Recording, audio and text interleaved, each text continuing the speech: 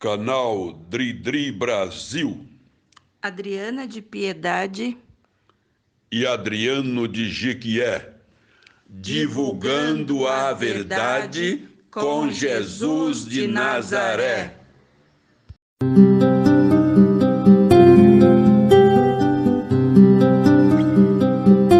Capítulo 4. Milagres não se explicam, se aceitam. Por que se torna difícil amar a Deus, mesmo sabendo o que Ele fez por nós? No capítulo 3 de João, achamos a história de um homem que não conseguia amar, apesar de ter abundante conhecimento bíblico.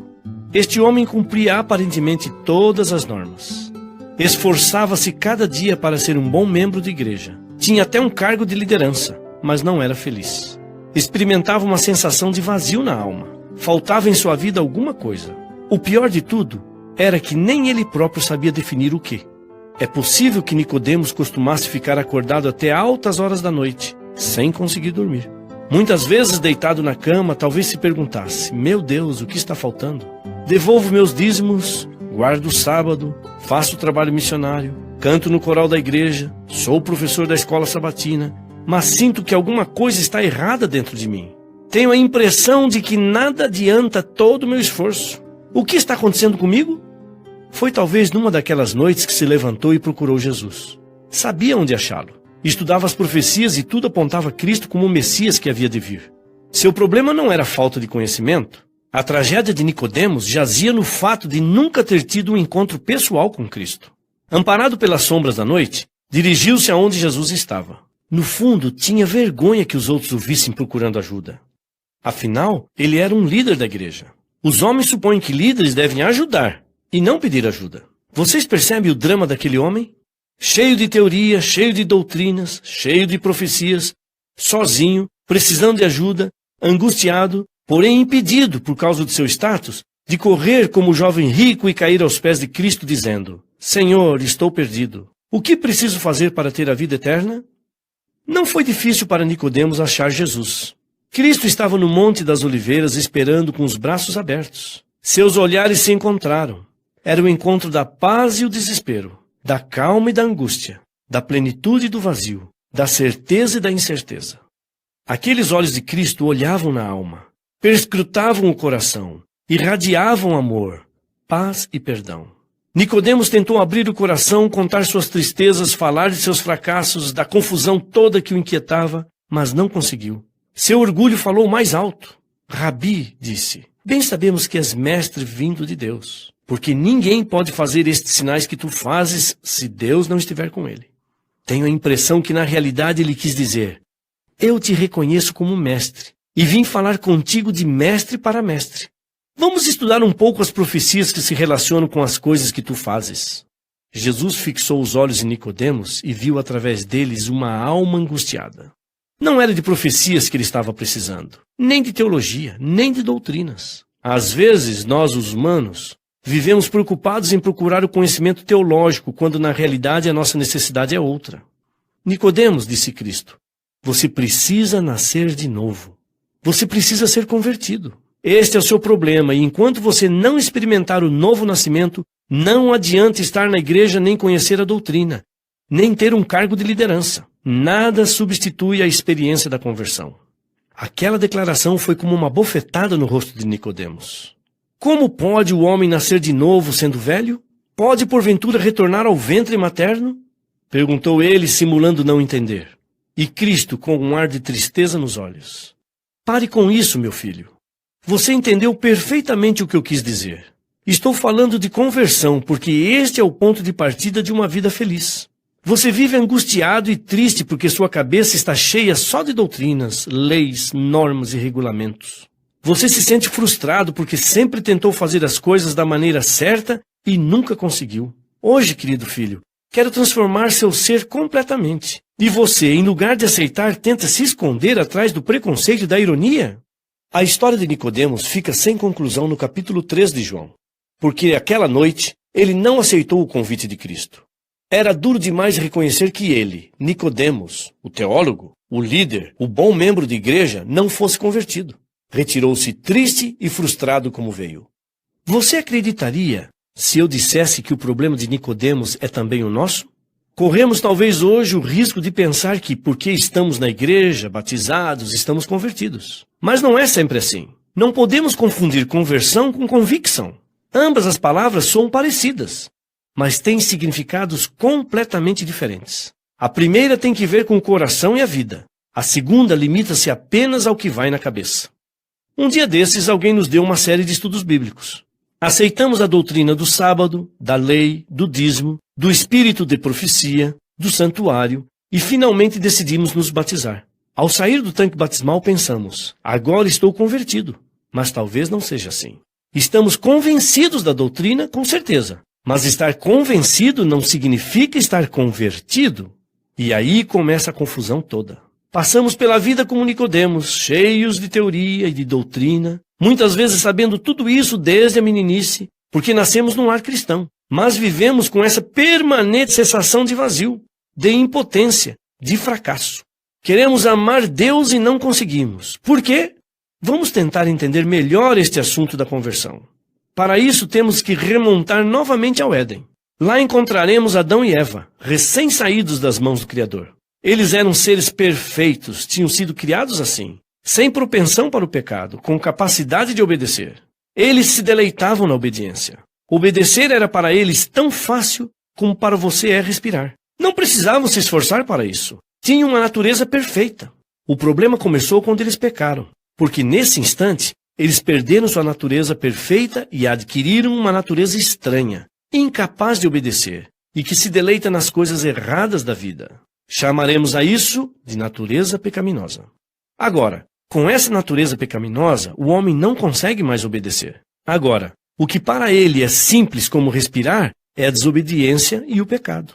Infelizmente, essa natureza pecaminosa foi passando de pai para filho até o dia que nós viemos a este mundo. O dia que nascemos, nascemos com essa natureza, e com ela é impossível obedecer. É isso que a Bíblia diz. Pode acaso o etíope mudar a sua pele ou o leopardo as suas manchas? Então podereis fazer o bem, estando acostumados a fazer o mal. Enganoso é o coração, mais do que todas as coisas, e desesperadamente corrupto. Quem o conhecerá?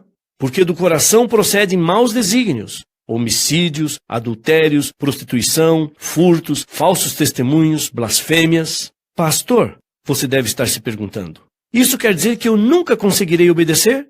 Do jeito que você nasceu, eu respondo, com essa natureza que recebeu de seus pais? Não.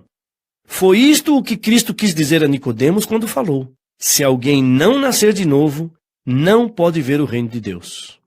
George Vandeman, em seu livrinho How to Live with a Tiger, Como Viver com um Tigre, apresenta uma interessante ilustração. Suponhamos, disse ele, que um dia um lobo comece a observar a vida das ovelhas e depois de um certo tempo chegue à conclusão de que o melhor modo de vida é a vida das ovelhas e decida juntar-se a elas. Para isso, coloca uma pele de ovelha em cima e passa a conviver com as ovelhas. Como você acha que ele se sentirá quando chegar a hora de comer e as ovelhas comerem com prazer o capim verde? Você acha que ele se deleitará comendo capim? Suponhamos também que ele seja um lobo honesto e não queira voltar atrás na decisão que tomou. Você acha que 5 ou 10 anos depois, ele finalmente aprenderá a gostar de capim? Não, claro que não. Porque ele é lobo, com paladar de lobo e com natureza de lobo. Continuemos imaginando a vida do lobo em meio às ovelhas. A princípio, talvez ele se esforce para viver exatamente como as ovelhas vivem, embora tudo isso seja contrário à sua natureza. Mas o tempo vai passando, o entusiasmo da decisão que tomou vai diminuindo e, finalmente, depois de 1 ou 2 anos, não consegue mais ficar amarrado a um tipo de vida alheio à sua natureza. Aí, um dia, enquanto as ovelhas dormem, ele se levanta em silêncio e vai embora. Longe do rebanho, tira a pele de ovelha e vive como lobo, come como lobo, enfim, faz tudo o que os lobos fazem. Depois de ter dado rédea solta a seus instintos e gostos de lobo, ele retorna. Coloca novamente a pele de ovelha e no sábado está com as ovelhas como se nada tivesse acontecido. Nada? Aconteceu sim. E ele sabe disso. E ele chora em silêncio por isso.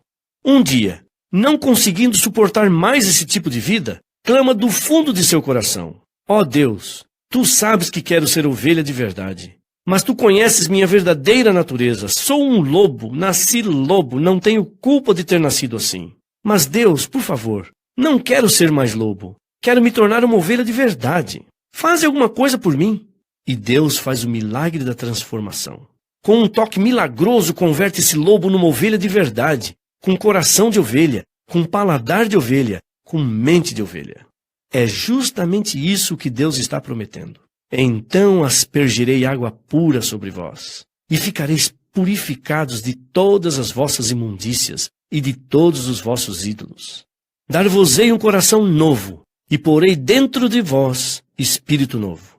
Pedro acrescenta, pelas quais nos têm sido doadas as suas preciosas e muito grandes promessas, para que por elas vos torneis coparticipantes da natureza divina, livrando-vos da corrupção das paixões que há no mundo.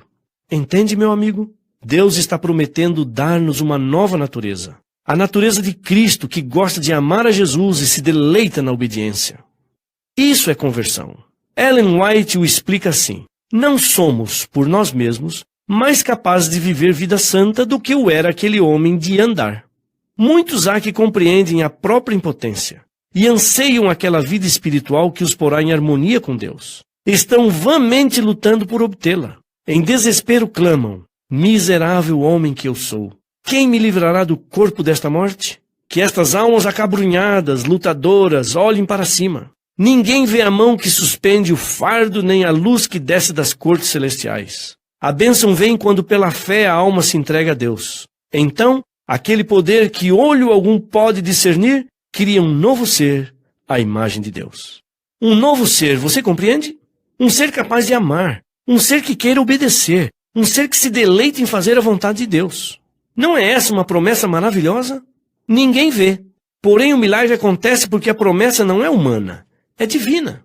Há uma coisa que deveríamos entender antes de continuar. É que nem todas as conversões são iguais. Algumas acontecem num instante. Um homem pode ser transformado em 2 segundos. Mas outras vezes esse processo é gradual e leva tempo. Algumas conversões são acompanhadas por uma grande emoção, outras não. Isto não significa que a primeira seja necessariamente mais autêntica do que a segunda. Alguns cristãos podem lembrar o momento exato de sua conversão. Outros não podem fazê-lo. Saulo de Tarso caiu do cavalo e foi convertido. Mas não pense que todas as pessoas devem cair do cavalo para ser convertidas. O que realmente importa é que a mudança de natureza aconteça. A transformação é uma realidade. De repente, o lobo vira uma ovelha genuína. Desenvolvi o primeiro ano de meu ministério numa favela na capital de meu país. Era um morro habitado por gente necessitada e carente em sua maioria. Mas aquele lugar tornou-se cenário de conversões maravilhosas que o Espírito de Deus operou. Certo dia, andando pelos estreitos caminhos daquele morro, fui surpreendido por um cachorro que começou a latir. Inexperiente, cometi a imprudência de correr. E em poucos segundos não era só um, mas um bando de cachorros que corria atrás de mim. Assustado, tive que empurrar a porta de uma casa e me esconder dos cães enfurecidos. Mas quando percebi onde estava, teria preferido que os cachorros me pegassem lá fora. Era um quarto escuro e pouco ventilado, iluminado por 2 velas grandes no centro de uma mesa. Havia um cheiro horrível. Em cima da mesa podia-se ver uma pequena montanha de cinza de cigarro e folhas de coca. Em torno da mesa, mulheres bêbadas e no chão, garrafas vazias de bebidas alcoólicas. Em fração de segundos, me vi rodeado pelas mulheres. Pedi desculpas. Expliquei que tinha entrado por causa dos cachorros, mas de nada adiantou a cortesia e as boas maneiras. Tive que ser, de certo modo, mal educado e à força consegui sair.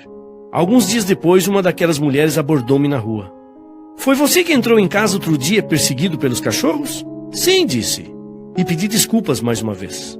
Desculpas? Surpreendeu-se. Não, senhor. Acho que nós é que temos que nos desculpar. Expliquei para ela que era pastor e que estava pregando todas as noites no salão na parte alta do morro e convidei-a para assistir às nossas conferências. Aquela noite, para minha surpresa, ela esteve lá. Tinha bebido bastante e dormiu durante a pregação. A noite seguinte retornou, e também a outra, sempre bêbada. Dormia enquanto eu falava. Um dia ela me procurou. Pastor, disse angustiada e cheirando a álcool. Preciso falar com o senhor. Minha vida é uma tragédia. O senhor pode pensar que eu não entendo nada do que fala porque sempre estou bêbada. Mas infelizmente, entendo tudo, pastor, e estou desesperada.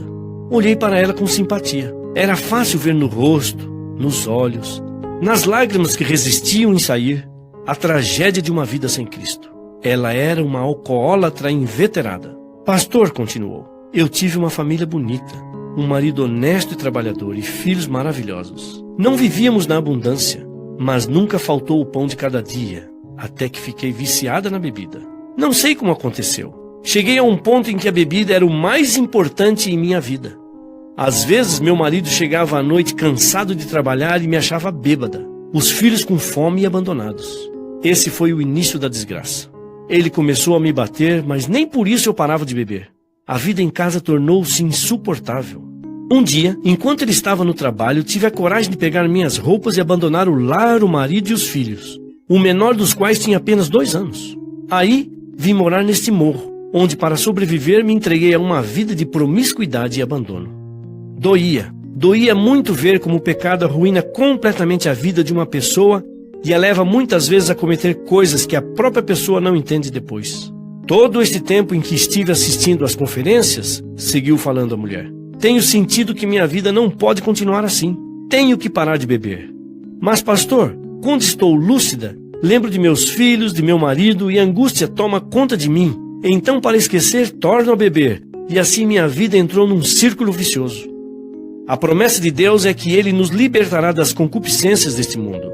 Ele nos manterá sem queda. Ele nos dará uma nova natureza. Ele transformará o nosso ser. E foi isso que aconteceu com aquela mulher. Desde o fundo do poço de desespero e culpabilidade, desde as profundezas das sombras de miséria e angústia, ela clamou a Deus. Ó Senhor, transforma meu ser. Muda o rumo de minha vida. Liberta-me da escravidão do vício que me domina. Dá-me uma nova natureza. E Deus ouviu-a. Ninguém viu, mas o poder de Deus criou uma nova criatura. Ela largou a bebida, mas passou a conviver com a tristeza do abandono do marido e dos filhos. Era uma realidade lacerante. Feria as carnes e fazia sangrar o coração. Doía vê-la sofrendo, e foi por isso que procurei o marido. Homem bom aquele. Levantava-se toda manhã de madrugada, preparava comida para os filhos e rumava para o trabalho. O garoto mais velho de 12 anos esquentava depois os alimentos para os irmãos mais novos. O homem retornava para casa à noite, cansado, e ainda tinha que arrumar a casa e lavar a roupa. Era uma vida sacrificada. Foi difícil falar alguma coisa vendo um quadro semelhante. Finalmente, após algumas visitas, disse para ele que vinha em nome da esposa. Ele mudou de atitude. Quase cuspindo fogo pelos olhos, disse: não me fale dessa mulher. Ela arruinou minha vida e a vida de meus filhos. Aliás, ela acabou com a nossa vida porque o que nós vivemos hoje não é mais vida. Os dias foram passando e com o tempo tornamo-nos amigos. Falei para ele que a esposa que o abandonara tinha morrido, que hoje aquela era outra mulher que não bebia mais e que sofria por ter abandonado a família. Ah, o Espírito de Deus consegue coisas que para o homem são impossíveis. Meses depois, ele aceitou ver a esposa. Marcamos o encontro. Aquela noite orei a Deus e pedi que fizesse mais um milagre na vida dessa mulher, que tocasse o coração daquele homem, que reconstruísse aquele lar desfeito pelo pecado. Sabe, existem momentos que marcam a vida para sempre. Aquele foi um desses momentos na minha vida. Lá estava o marido, rodeado dos filhos. A mulher aproximou-se e caiu aos pés deles. Perdoe-me, disse ela chorando. Perdoe-me, eu não mereço, mas por favor me perdoem.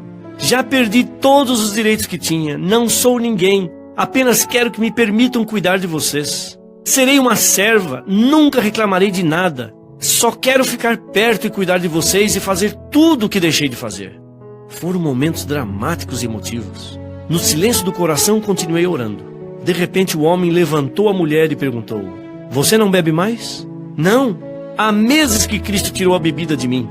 É inacreditável, completou o marido emocionado. Quando o pastor falou que você não bebia mais, eu não acreditei. Quis conferir com meus próprios olhos, mas é verdade. Você não bebe mais. Você diz que foi Cristo que tirou a bebida de você? Então eu quero conhecer o Cristo que foi capaz de fazer esse milagre. A estas alturas, dei meia volta e, escondendo 2 lágrimas, retirei-me do lugar.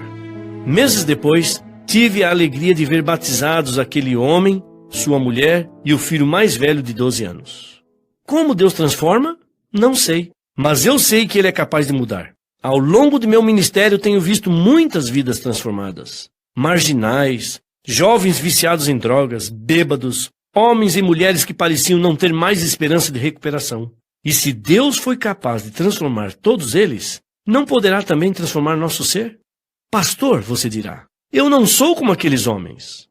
Eu sei disso. Mas Nicodemos também não era assim. E Cristo disse para ele, você tem que nascer de novo. Você precisa que eu mude sua vida. Você precisa de uma nova natureza. E Nicodemos achou que, porque conhecia bem a doutrina, já tinha sido convertido e achou que aquela declaração de Cristo era uma ofensa para ele. E foi embora. Durante 3 anos, continuou vivendo em meio à igreja e carregando aquele sentimento de que alguma coisa estava errada com ele. Continuou assistindo aos cultos, desempenhando suas responsabilidades de liderança, mas vazio e triste por dentro. Até que um dia os judeus prenderam Jesus e o levaram ao topo da montanha do Calvário. Aí, seu corpo foi levantado. Embaixo, entre a multidão, estava Nicodemos, tremendo. E ao ver a silhueta de Cristo se projetar no horizonte, lembrou a noite de 3 anos atrás, quando Jesus disse, assim como Moisés levantou a serpente no deserto, é necessário que o Filho do Homem seja levantado para que todo aquele que nele crê não pereça, mas tenha a vida eterna. Nicodemos não conseguia resistir mais. Eu imagino que se aproximou da cruz. Talvez o olhar agonizante de Cristo tivesse alcançado lá embaixo. E é possível que Nicodemos clamasse, por favor, Jesus, não vá embora. Não sem transformar meu ser. Dá-me a nova natureza de que falou aquela noite. E o clamor de Nicodemos foi ouvido. Cristo transformou seu ser. E aquele homem medroso, que um dia procurou Jesus amparado pelas sombras da noite, não teve medo de confessar publicamente a Cristo como seu Salvador. E junto com José de Arimateia, reclamou o corpo de Cristo para dar-lhe sepultura. Isso não é maravilhoso? O milagre da conversão pode acontecer com você, comigo, com qualquer um que o aceitar. É só correr para a cruz de Cristo e reconhecer 3 fatos. Primeiro, eu sou um pecador. Não existe nada mais difícil para o orgulhoso coração humano do que reconhecer, não uma fraqueza, não um problema de personalidade, mas o pecado. Nada de jogar a culpa ao fato hereditário, ou o ambiente em que fomos criados, ou a falta de oportunidades que tivemos. Temos que correr a Cristo e clamar, Senhor, ajuda-me, sou um pecador, sou o único responsável, não tenho explicação, apenas quero ser perdoado. Em segundo lugar, doloroso fato, eu não posso. Não adianta querer ser bom por nossos próprios esforços. A humanidade está ficando louca porque fala de autodisciplina, de energia interna, de força mental. Ela esqueceu de olhar para Cristo e está olhando para dentro de si em busca de solução e só acha fracasso e frustração. Nada disso. Olhemos para Cristo e falemos, ó Senhor, já tentei de tudo e não consegui. Carrego dentro de mim uma natureza estranha que me leva para o pecado. Por favor, ajuda-me porque eu não posso. E agora o fato mais extraordinário. Deus pode. Sim, meu amigo, Ele pode. Olhemos para o alto da montanha e, como Nicodemos, caiamos aos pés da cruz, clamando no silêncio do coração. Deus, por favor, muda o rumo de minha vida. Dá-me uma nova natureza. A palavra de Deus disse que o milagre acontecerá. Pode acontecer agora, neste momento, enquanto você ouve estas palavras. Você não está sentindo o Espírito de Deus trabalhando em seu coração. De repente você sente vontade de parar de ouvir este audiolivro. Existe uma coisa que se revolta dentro de você. É a natureza pecaminosa que não gosta das coisas certas. Mas a voz de Deus continua chamando seu coração. Você sente e pergunta, como pode ser isto? Como pode Deus mudar minha vida num segundo? Não sei. Milagres não têm explicação e a conversão é um milagre. Eu não posso explicar como a água pura e simples, pelo toque maravilhoso de Cristo, 1 segundo depois era vinho de primeira qualidade. Nenhum químico do mundo pode explicar. Milagres não se explicam, se aceitam. Como foi possível um cego de nascença viver em escuridão anos e anos? E num segundo depois do toque divino estar enxergando? Oftalmologista nenhum pode explicar isso. Milagres não se explicam, se aceitam. Nesse momento, agora, Deus quer fazer um milagre com você. O milagre da conversão. Estou orando enquanto escrevo as últimas palavras deste capítulo. Orando por você, sem conhecê-lo, mas com a certeza de que você dirá em seu coração, Senhor, eu aceito o milagre.